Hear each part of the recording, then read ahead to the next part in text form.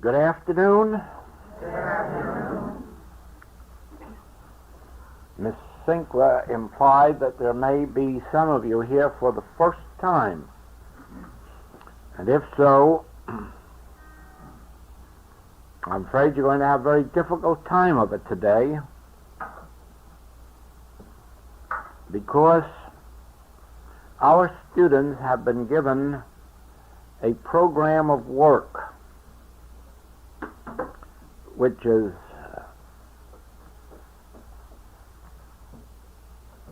the most difficult program, a large program, a heavy program, and this work will have to be encompassed by May. The program they are expected to study and be able to understand and demonstrate consists of all of the classwork that has been given in 1959. And this is indeed a tremendous program. When we started the night before last, I realized afterward that I had lost sight of the fact that it was supposed to be a lecture. And it was really a continuation of our classwork. And last night was even more so. And I'm sorry to say to you who are here for the first time that this afternoon it will be even more so. And so it may be very difficult for you to grasp or even to bear with me, and I will apologize in advance and say that if you feel any interest at all, the best way to catch up will be to start the study of the art of meditation and practicing the presence, and then begin from there to come up to date where we are. I feel it necessary to continue what we started last night. You will remember that I said that our progress is delayed because we still have, consciously or unconsciously in our mind, previous teachings of a religious nature or metaphysical nature which make it impossible for us to grasp these specific principles which constitute our work. Today I would like to call your attention to one of the mistakes still made by our students, or by many of them, not willingly and not consciously, but without their realizing that they are blocking their own spiritual progress and their own demonstration of harmony. And of course, no one intentionally would block their spiritual progress or their demonstration of harmony. And so, if this is called to your attention, it will give you an opportunity to overcome, at least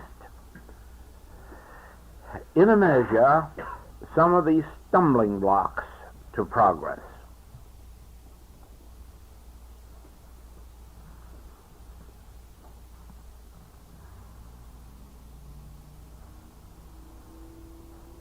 In healing work, spiritual healing work,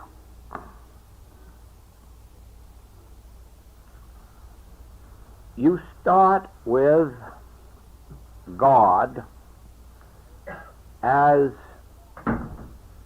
the true identity and individuality of everyone, whether they are saint or sinner, whether they're sick or well, whether they're rich or poor, You ignore the appearances. You do not judge by appearances. You judge righteous judgment. You judge spiritual judgment. And this means that you close your eyes to the appearances. You ignore the fact that this one is a saint or this one is a sinner. This one is sick and this one is well. This one is rich and this one is poor. And you start with your realization of God as constituting the nature of individual man. God as constituting the nature of individual being. In other words, God is the mind of you, the soul, the spirit, and even your body is the temple of the living God. And so it is that God constitutes all there is of you. This isn't too difficult. The difficulty comes in realizing that this is the truth about the man or woman in prison, or the man and woman who ought to be there. This is the truth about the person dying of some terrible disease. This is the truth of the poverty-stricken. God constitutes individual you and me. God constitutes all there is to man, woman, child, animal, vegetable, and mineral.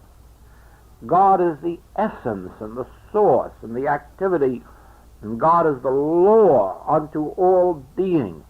Of course, if you open your eyes and look around at man whose breath is in his nostril, you'll find a contradiction of this.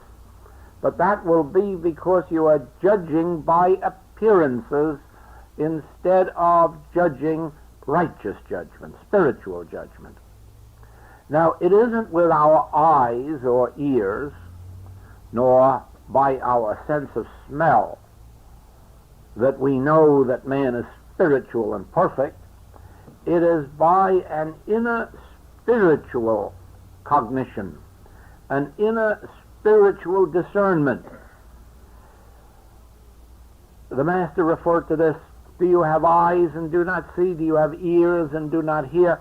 Meaning, do you not have this inner capacity for seeing and understanding?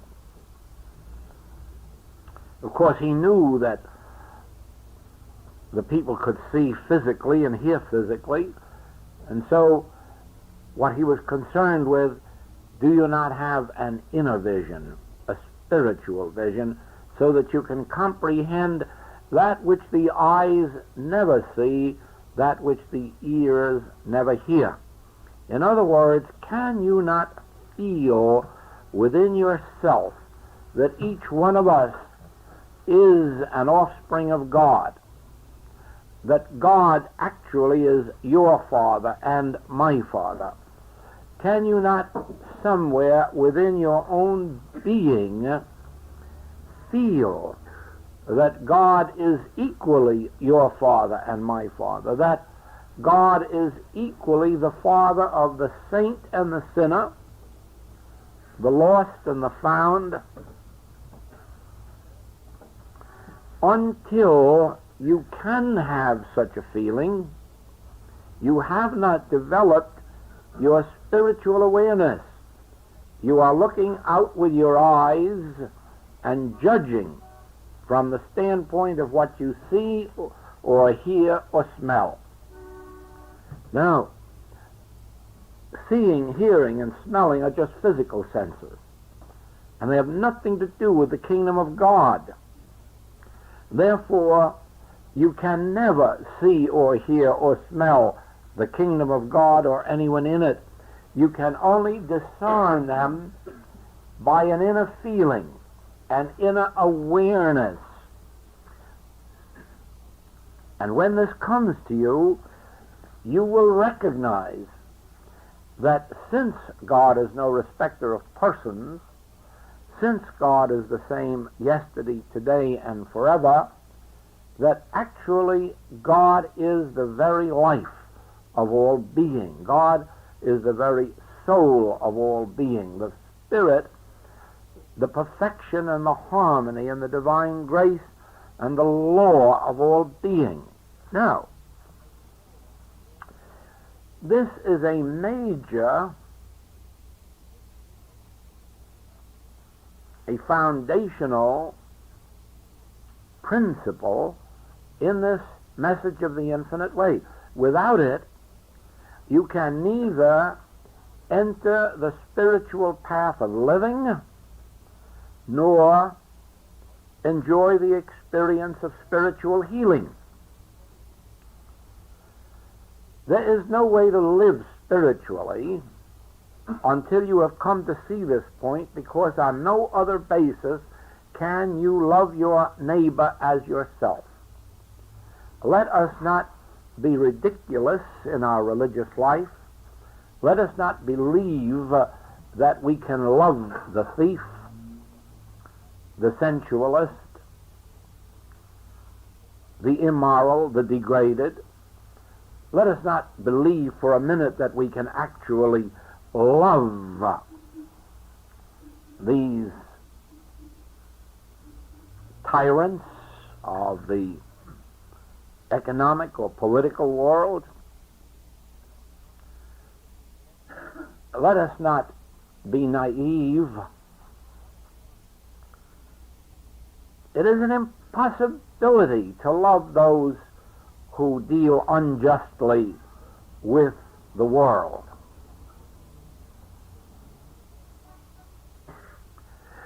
But if we have one touch of this Spirit of God, we can look right through that appearance and say with the Master, Father, forgive them, they know not what they do.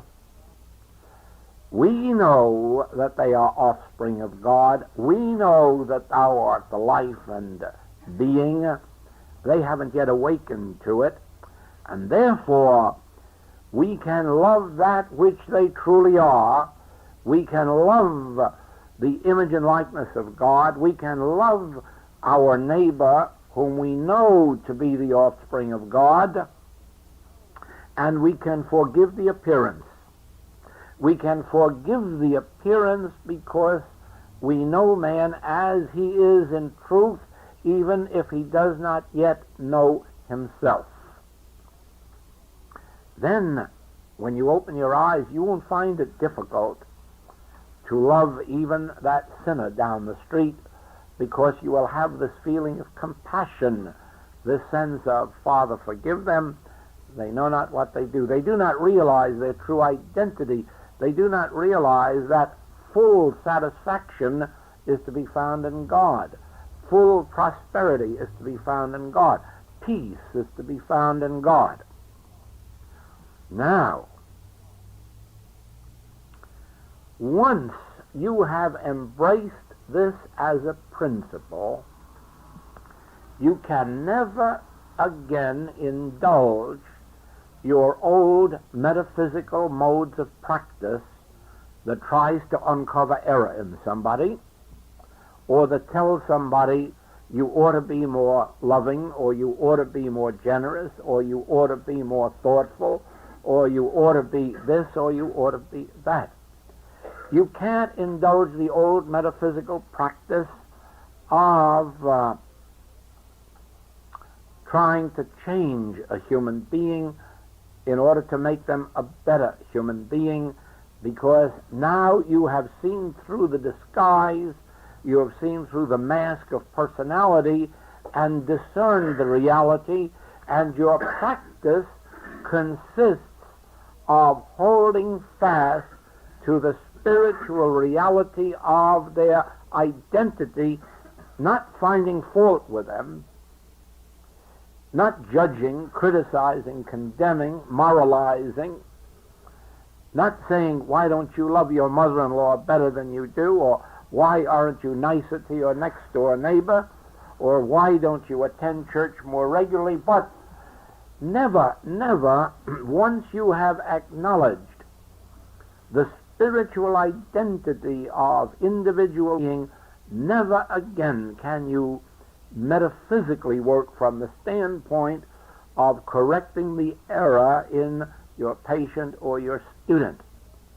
You have to maintain rigidly your spiritual center. You have to maintain rigidly, in spite of all appearances, this is the Christ of God. This is true identity. This is immortality, and all that is mortal, even if it were good mortal, is illusion. All that is mortal is unreal, is no part of God's kingdom, even when it's honest or moral. You have to look through humanity, through mortality, to immortality. Now this leads to a mode of healing which makes most healing work simple. It takes the labor out of healing work.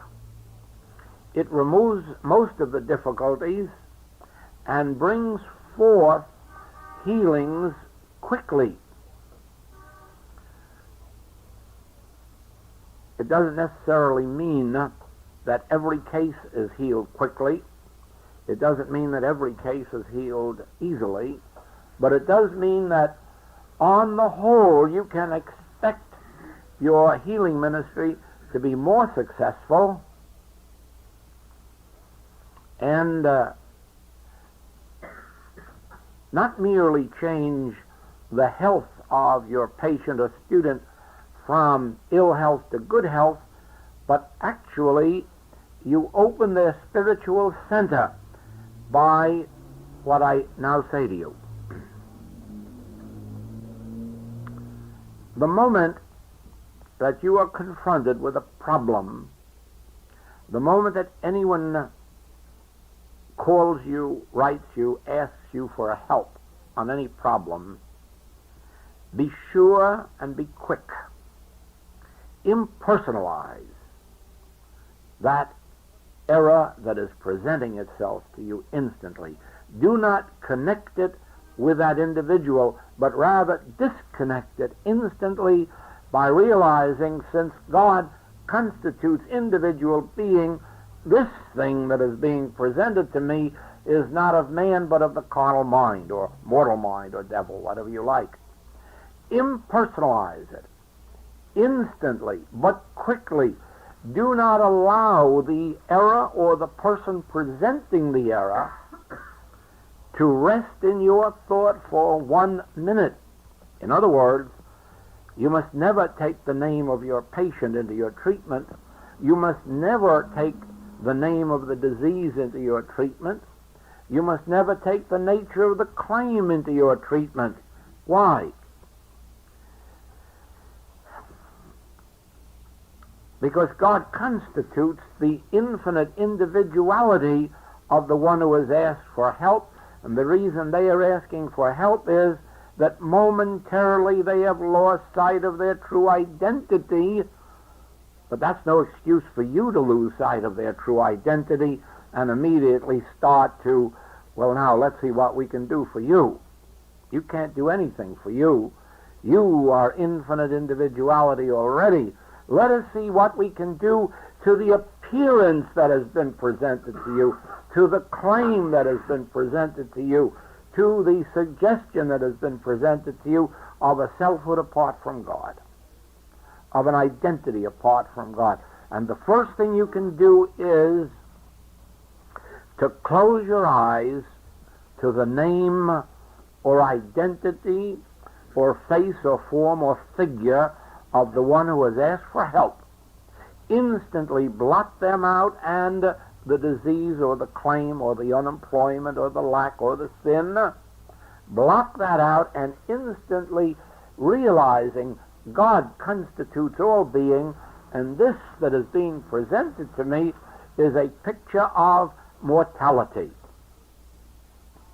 The very moment you have done that, if you have done it promptly, if you've done it clearly, if there's no fuzziness in your thought, if you know this principle so thoroughly that you're doing it just with that degree of realization, you've already separated it from the patient, and you should, in 70 or 80% of the cases, have an instantaneous healing or a very quick one. If so be you have instantly recognized God constitutes all being, God is the substance of all form, God is the law unto all identity, and this that is being presented to me, whether it's male, female, or child, whether it's animal, vegetable, or mineral, this is a picture of mortality. You might have said, they have only the arm of flesh. In other words, this is nothing. This is a picture without substance. In our writings, we refer to the fact that actually all the world is suffering from is hypnotism, a universal hypnotic force or power that presents itself to us as erroneous pictures. Well, of course, these pictures seem very real to us if we look at them, and very real if we start feeling them. Nevertheless, as you follow this mode of practice, you will find that the pictures disappear. And then you will see that they were exactly that. They were hypnotic pictures. A hypnotist can make you see snakes, but he can't make snakes. He can make you see pink elephants, but he can't make pink elephants. He can make you see a burning building, but he can't create a burning building. All he can create is a substanceless image without form or reality or law. And so you will learn that every evil that besets you or me or our friends as individuals is a substanceless appearance without form, without law, and even without cause, because it has no entity and no identity. You can only prove this by a rigid adherence to this principle. In other words, you dare not come down from the estate of realizing God constituting individual being to saying, well, now will you just read 20 pages while I do some work? Because you have acknowledged the whole mesmeric picture. You cannot come down from your high estate and say, now, why don't you be more patient with your husband or with your wife or with your child? You have embraced the whole of the mesmeric picture, and it is the blind leading the blind. When you embark upon the task of helping anyone else spiritually, you must yourself be so free of this world that you are no longer judging after appearances. You are no longer trying to be a good psychologist, making a bad human into a good one, or an unloving one into a loving one. You are no longer operating on the mental side of good and evil. You yourself have been completely removed from that world. You do not live in that world of wanting bad humans to be good or wanting sick humans to be well. You yourself have removed yourself to the place where you now recognize God. God, in my inner vision, I see God. I see God coming to me as my neighbor. I see God as the real identity of my enemy. I see God as the very heart and soul of the sinner, of the diseased, the deformed. I see God as the life and essence and soul of all being. Therefore, I never again can enter the world of mesmerism. I cannot permit myself to be mesmerized by appearances. And so regardless of what appearances I see, I look through them to reality. Now, our entire healing ministry in the infinite way consists of the ability to live in the awareness of spiritual identity, never trying to make mortality immortal, never trying to make dishonesty honest or immorality moral, never trying to make a bad human good or a sick human well, always living in the realization of God constituting all being, God the substance of all form, God the only lawgiver. And then acknowledging all mortal appearances as being just that, mortality, the arm of flesh or the mesmeric picture, and then dropping it quickly.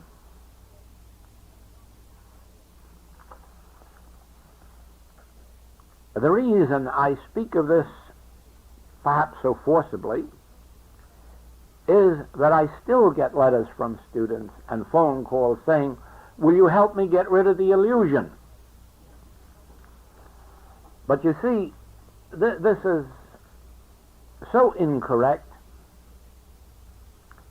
Once you know it's an illusion, you've got nothing to get rid of.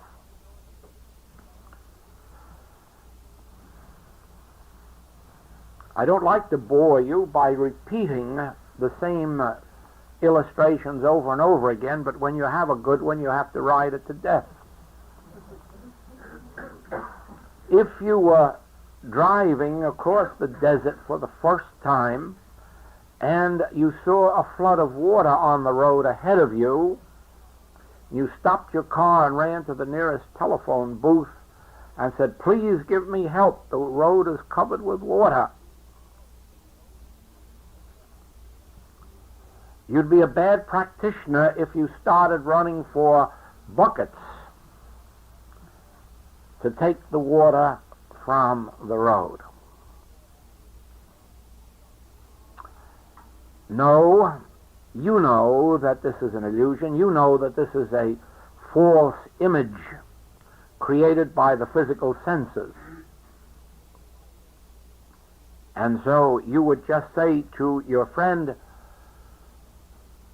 don't worry, that's not water. That's a mirage that looks like water.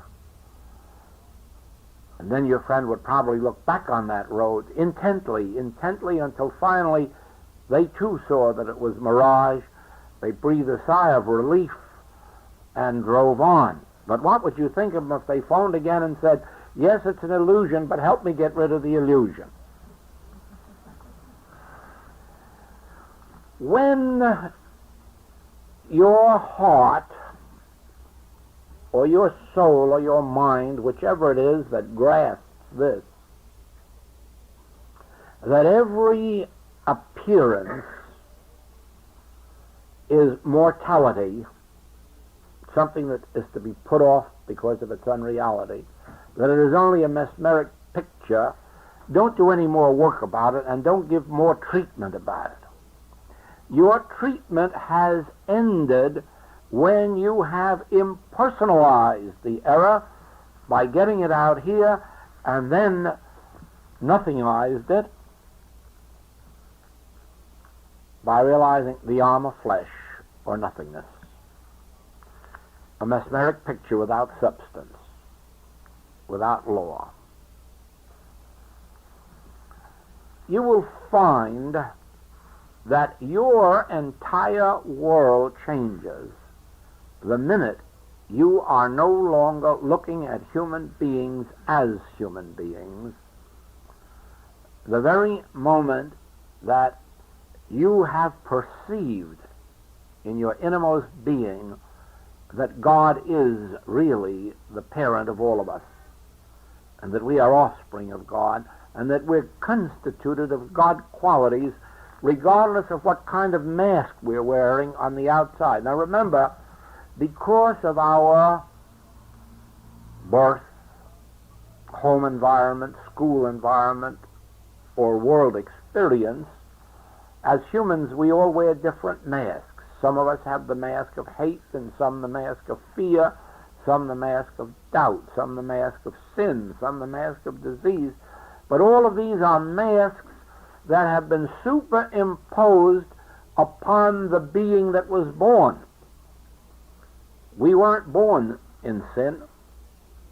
We were just born innocent babes, and everything else we've acquired. Now, all of these errors of the world have been superimposed upon us. And as we can wash the dirt off of our face, we can wash all mortality out of our being by the recognition of our true identity, and then not hating or fearing this mortality, which is only a dream at best.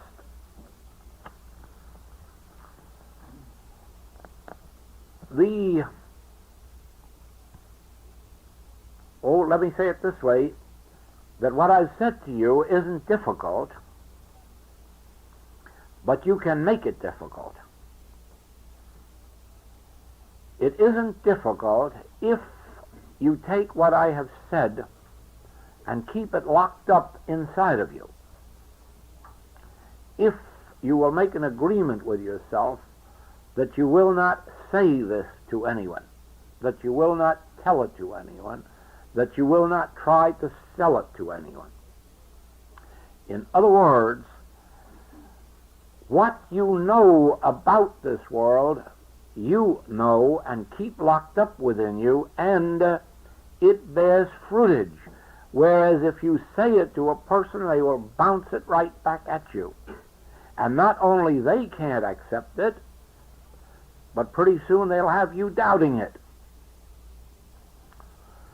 One thing about the practice of this message in the infinite way, it may consist of an awful lot of words in teaching it, but it consists of very few words in living it. In other words, yea, yea, and nay, nay is being quite conversational. When asked for help, the wisest thing is to say, leave it with me, or let me take care of it, and nothing further. I find very few occasions to say any more than that to a patient, or to write any more than that when they ask for help. It is when we are past the place of healing and they have indicated their interest in learning the principle that I can find lots of words, loads of words, as most of you already know.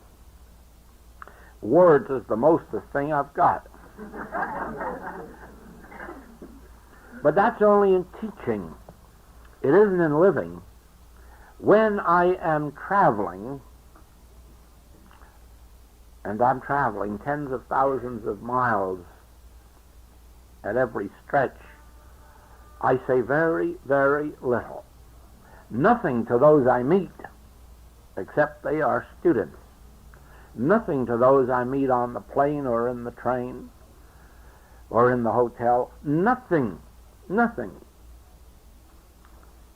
And even my wife and I, traveling together all of the time, have very little to say about truth.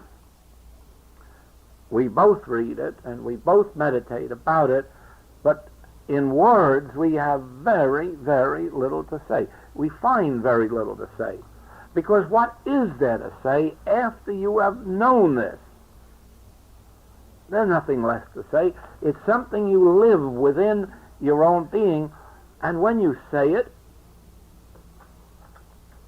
you take the risk of violating Mr. Emerson. What you are shrieks so loudly I cannot hear what you say. The more truth you talk, the less anyone is going to believe you. The more cliches you indulge, the more you show your ignorance. Because to really know this truth, to understand it, means you have it incorporated in your being, and by that, the world feels it. It can't hear what you say because it can't take it in, but it can feel what you are. And so it is that in living the infinite way, you find yourself at a loss for words. You can't describe what it is. You can't tell anyone what it is because they have no way of receiving it. But somehow, by your not saying anything about it, and by your inwardly, silently looking on them and realizing the grace of God constitutes them, they feel an attraction to you, and very often for that for which you stand. But I have noticed that in my travels that this is only true of those who keep the finger on the lips on the subject of truth. I can be induced to talk about politics very quickly, but not about truth. Seems to me truth is something too sacred for conversation or discussion, and besides, who could understand it anyhow? Except the student. And the student knows it and doesn't have to be talked to. And there you are. It leaves you almost no reason for ever talking truth unless someone comes in sincerity, in earnestness, to ask about it for enlightenment. Then, of course, the words begin to flow. It used to be that we were taught to heal by teaching. I can't agree with that. Not even a little bit. Because the moment I voice a truth, it isn't true. For instance, supposing I say, you are spiritual. And now you just remember what you humanly are and see how you like that being called spiritual. It arouses an antagonism in you because you know it isn't true. You can think of all the ugly thoughts that go through your mind, whether they're of hate or resentment or jealousy or sensuality or envy, and you say to yourself, oh, he's not talking about me. No. It's not nice to be called spiritual because we know how far we are from real spirituality, and we just don't like to be reminded of it. Therefore, to say, you are spiritual, you are perfect, you are God's perfect child, no, I can't quite go along with that. When a person is ill, they are not looking for cliches and they're not looking for words of truth. They're looking for freedom. They're looking for release. And the thing to do is to retire into the center of your own being and commune with God until you reach that point of agreement within yourself, and then they feel their release. By that time then they come, what is this principle? How does that happen? Can I go and do likewise? Then comes the point of instruction, and then we have loads of words. It is the same way some of the great problems of earth today are these human relationship problems inside the home or inside of business or inside of government. It's all a matter, or internationally, it's all a matter of relationships. But now, just to go home and tell somebody to be loving, or to tell somebody to be forgiving, or to tell, well, you know, they can't be, or they would have been before they came to you. That is something I've learned in this life, that nobody can be other than what they are, until something has been introduced into their consciousness that wipes out what they were and makes them something different. But saying to a person, oh, now you go home and be more loving, and you be more forgiving, you be more patient. It doesn't work because they can't be, and very often you should be saying it to the other party. It isn't always the one who's doing the complaining that has the complaint. And so it is that from the standpoint of this unfoldment that I have witnessed, I say when problems are brought to me of a discordant nature in the home or in the business or in the different teacher-scholar relationships, I merely say, let me take hold of it and you relax. Oh yes, I might and very often do say, take the book Practicing the Presence and turn to the chapter Love Thy Neighbor, because there are principles in there which are worthwhile knowing. Since this book is out, The Art of Spiritual Healing, I have added to that the chapter Relationship of Oneness. Now anyone at all, a student especially, who is interested in working out their own human relationships on a spiritual basis, or is interested in helping others work out theirs, can do no better than to take those two chapters for study, because they embrace the principles which, when you are giving help, you have to take into your silent meditation. In other words, when I am asked for help on these relationships and I sit down to meditate, I immediately begin to remember God is the only selfhood. Therefore, we don't have two people to this relationship. We have only one. God, infinite selfhood, appearing as two, but still only one. God within itself, even when appearing infinitely, has no disagreement with itself, or it would soon be tearing itself to pieces. There'd be no God left. God is immortal and eternal, therefore God has within itself no disagreement. God is infinite selfhood, your selfhood and mine, therefore there are not two of us, therefore there can't be disagreement. There cannot be interests opposed to each other, for the only interest there is the interest of God expressing itself. And so I take these principles into my meditation until they come alive in me and I feel the truth of them. Then those whom I am helping will write or telephone or telegraph and say, harmony is restored, all is well. I haven't said a word to them. I have merely gone into the silence with the truth of being, and because it was the truth of being and they had reached out for it, they received it. Had I said this to them openly, verbally, orally, or in writing, it would have brought back, oh yes, I know all that already. And you see, the whole treatment would have been lost, the whole truth would have been lost, nothing would have been gained. No, I remember many, many years ago, I'd been in the practice a few years, and one day I had something wrong with me that was awfully painful, and so I asked someone for help, and the first thing they started was to give me a lesson in metaphysics.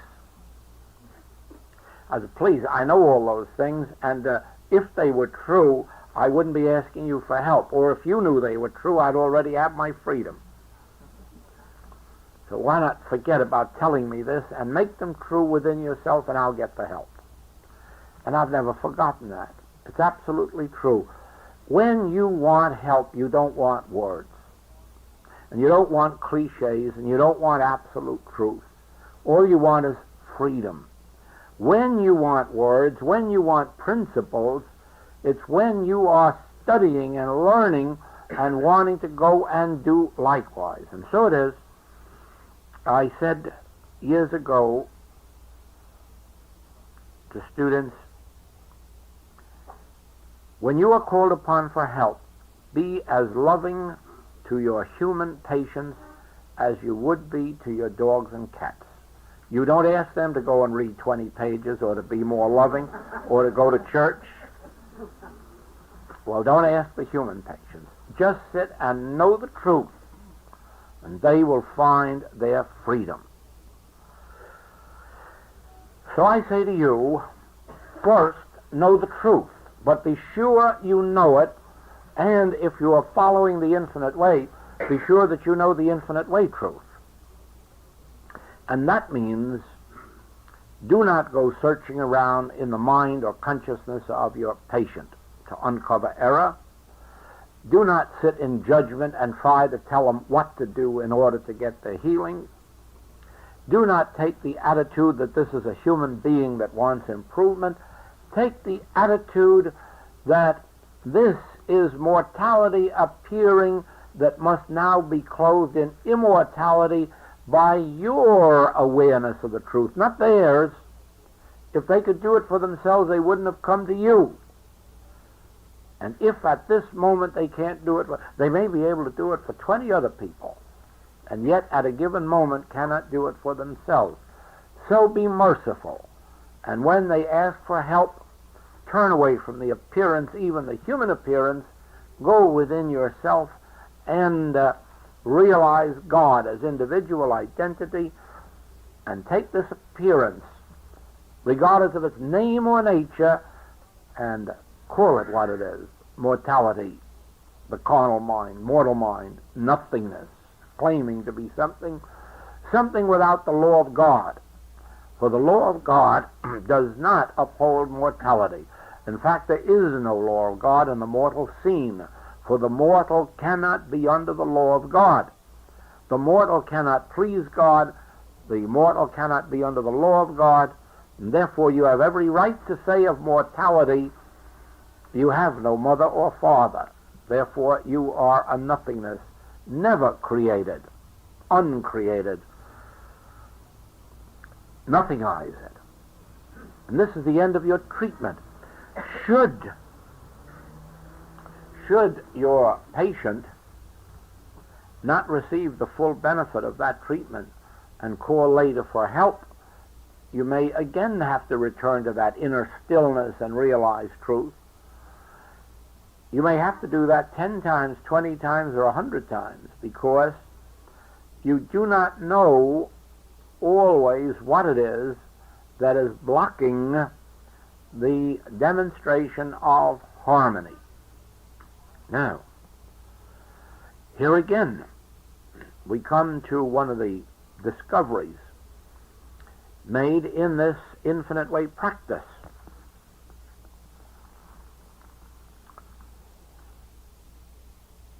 There are still people, not only in the metaphysical world, but also in the infinite way world, who are expecting a demonstration of health or of supply or of companionship or of happiness. And of course, if they are, they've blocked their own demonstration so far as we are concerned, because we can't help them to such demonstrations. We don't claim to. The books state definitely that the entire practice of the infinite way is to bring to an individual the consciousness of God's presence. And that's the only demonstration we can make for anyone, is the realization of God's presence. Now, if in spite of all this, the patient or student isn't interested in the demonstration of God's presence, but is still interested in demonstrating supply or companionship or abundance, well, they've just kept themselves outside of the principle, and you may keep treating for a week or a month before you break down that resistance, and all of a sudden they say, well, supposing I don't get these things, let me at least know God. Then you'll know your treatment has at last taken effect, and now the healing will come quickly. Now, why do we have such a principle in the infinite way? For this reason. In my work it was revealed that God is infinite. If God is infinite, there can be nothing outside of infinity. So if there is such a thing as health or supply, or companionship or happiness, it must be included in God. Then the thing to do is get God. When you've got God, then you've got everything that's included in God, which is health and harmony and wholeness and companionship and prosperity and all that goes with it. Now,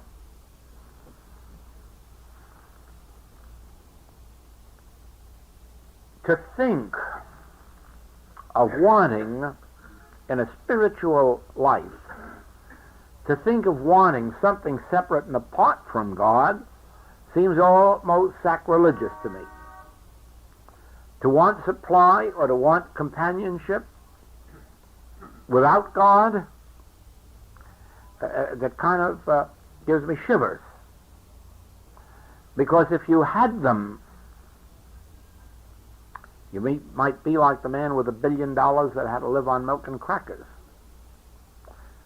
The $1 billion isn't very good. It doesn't go very far. You may have all of this world, but if you haven't God, you've got nothing, and you'll soon find it out. Many have thought that if they just had enough money, or enough fame, or enough position, that would satisfy them, and then when they had it, found that they had a bag of dust. No one has ever wanted God and gotten it and been disappointed.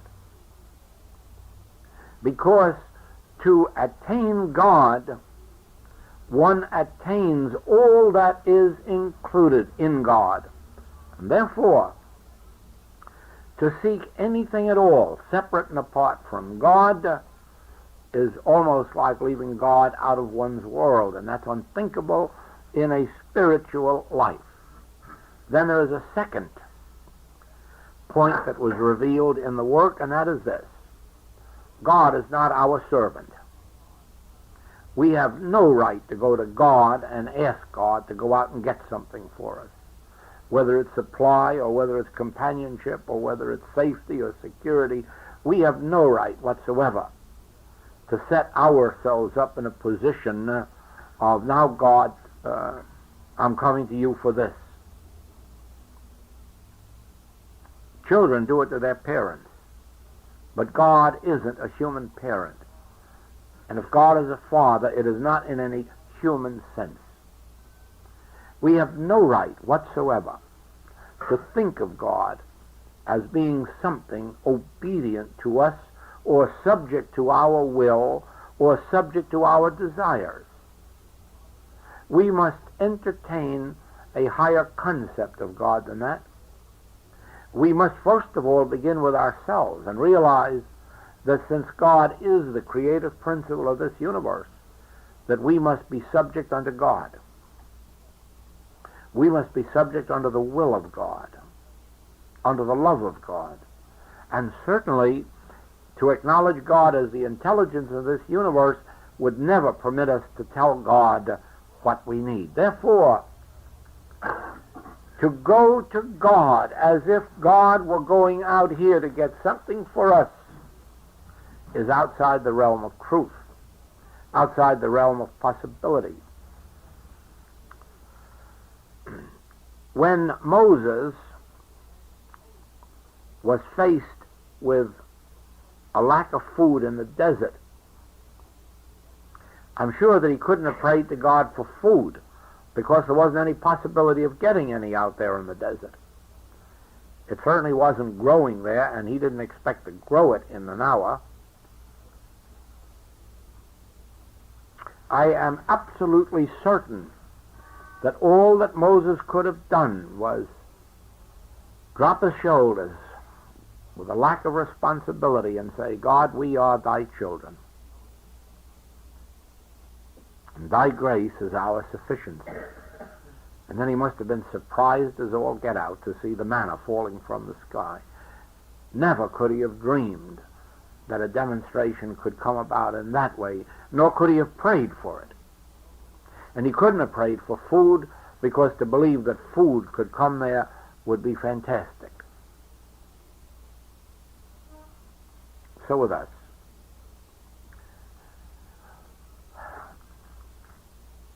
Don't block your own demonstration by trying to make an impossible demonstration of getting food in the desert.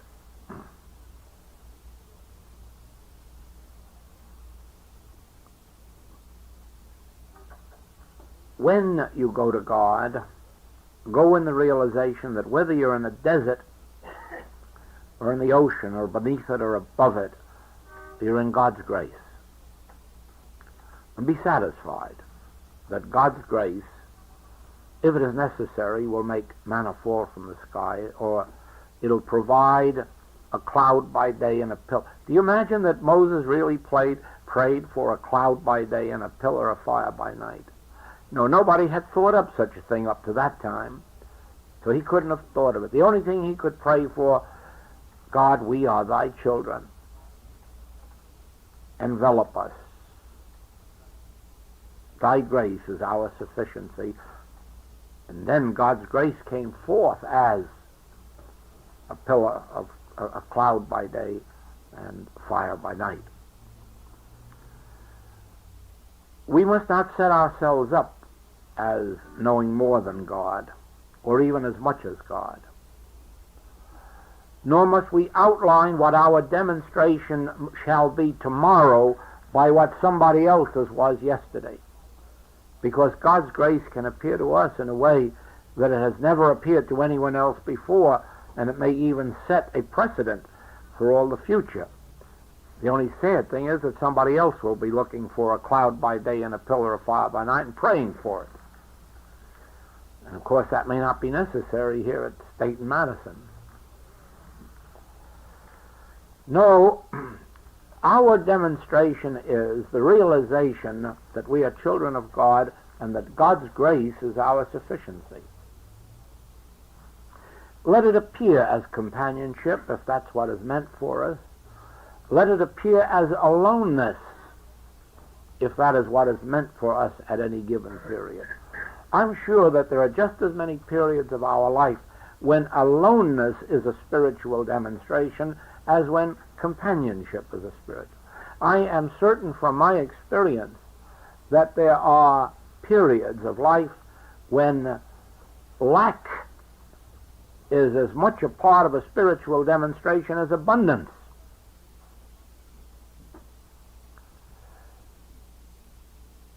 I'm absolutely convinced that it was the hand of God that threw Joseph into a pit and that sold him into slavery and then put him into prison for 2 years. And if that sounds harsh, just remember he ended up being the second man to the king. Why did he have to take such a roundabout way and suffer all that? Not because of God, but because of his opacity to God. Because he couldn't see God's plan, and probably he bucked it at every side. Oh, Father, let me stay with my father who's a nice rich man and powerful in Egypt. Oh, Father, let me stay where I have a nice cloak. So God had to take him by the neck and throw him into a pit. And because he wasn't wise enough to get up out of it and travel, he had to be sold into slavery. So it is, I'm convinced, that we sometimes have to go through the experiences that we have, not because God says you ought to be poor or you ought to be in pain, only because we aren't sufficiently aware of God to say, thy will be done, and then when it becomes evident, get up and do it. It is because we're still looking for the demonstration to come in the way that it came to Smith, Jones, and Brown, or the way it's reported in the Bible, or the way it happened to Jesus, John, or Paul, instead of saying, God, thy grace is my sufficiency in whatever form it may come now. Well, those of you who are here for the first time, I know you've accepted my apology, and if you have heard anything of interest, begin with the simpler books and work up. And those of you who are already students of the infinite way, Please believe me when I say to you that unless you practice these specific principles until they are as clear-cut as the way they came forth today, until you know them that accurately and can say, God constitutes all being, this is the picture of mortality, out with you. You can only demonstrate it when you arrive at that point, and you can only arrive at that point by your own study and practice. You can be led to water, but nobody can make you drink. Thank you until tomorrow evening. Thank you.